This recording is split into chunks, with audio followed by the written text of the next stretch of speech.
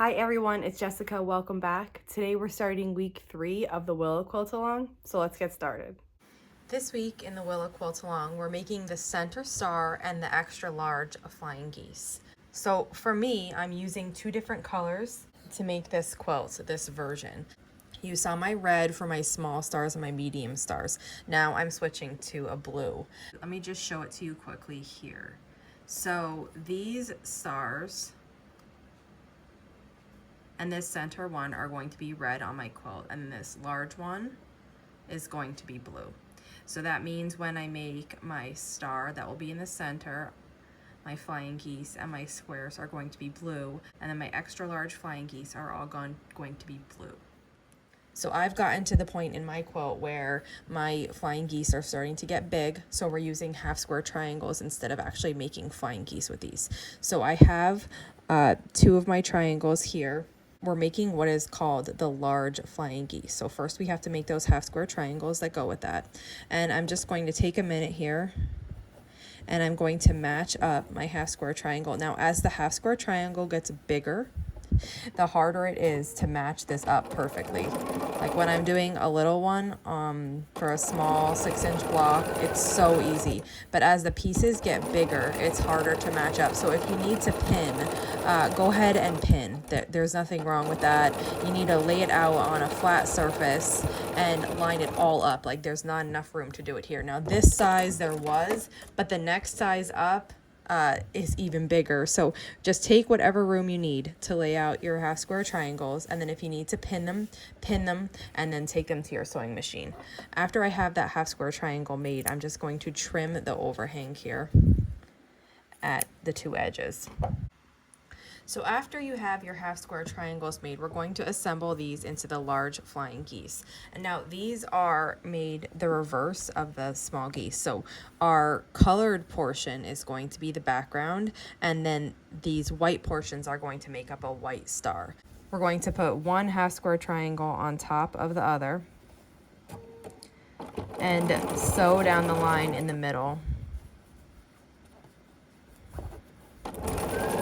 to make a flying geese unit.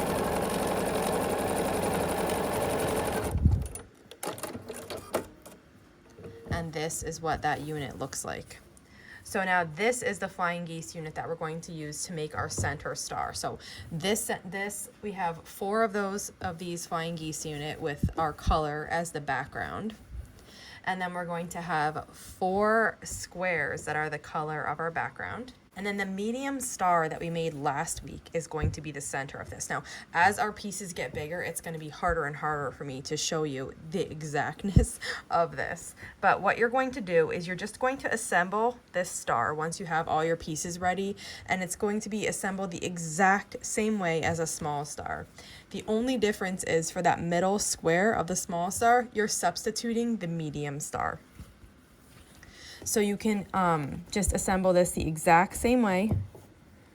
You can sew into rows. As it gets bigger, sometimes it's easier to sew into rows instead of doing the web piecing vertically. So just do whatever works for you and work on sewing your big center star together. So because the star is so big, the center star, it was hard for me to show you. So I finished sewing it together, and this is what it looks like. Now the other part of today's assignment is to make the extra large flying geese. So let's do those now. Now these extra large flying geese are made the same way as the large. So the first thing to do is a half square triangle. It's a 1 at a time again. And like I said before, these are getting really big. So take your time. I have mine kind of like off to the side here, and I'm matching up all of the sides around it. If you'd like, you can, once you have it matched, you could pin it. And then once you're ready, you can just sew this together along the long side of the half square triangle.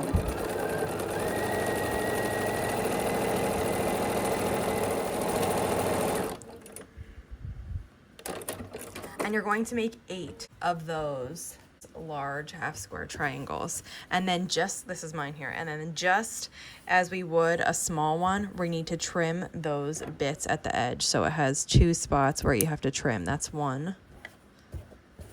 And then here's the other one. We're going to take these large half square triangles and sew them together to make the extra large flying geese. Now, the difference with these is our white is going to be in our center and the blue will actually form the star in the next step. So the white is in the middle, not the other way around. And basically, so the white is in the middle and you're just going to take two of them and sew them together along this long seam to make an extra large flying geese unit.